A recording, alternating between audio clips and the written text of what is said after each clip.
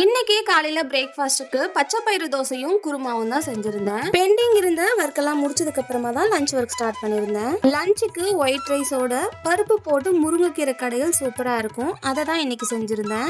அது கூடவே கோஸ் பொரியல், ஆம்லேட், பாயில்ட் எக்கும் செஞ்சிருந்தேன். ஒரு சிலரை நம்மளோட லைஃப்ல ரொம்பவே முக்கியமான இடத்துல வச்சிருப்போம். அவங்களுக்கு ஏதாவது ஒரு கஷ்டம் வரும்போது அந்த கஷ்டத்தை நம்ம கஷ்டமா நினைச்சிருப்போம். அவங்களுக்காக உட்காந்து ஃபீல் கூட பண்ணியிருப்போம். ஆனா நம்ம டவுனா ஃபீல் பண்ற போது நம்ம டவுனா இருக்கும்போது தான் அவங்களோட லைஃப்ல நம்ம எந்த இடத்துல இருக்கோம் அப்படிங்கறத புரிஞ்சுக்கலாம்.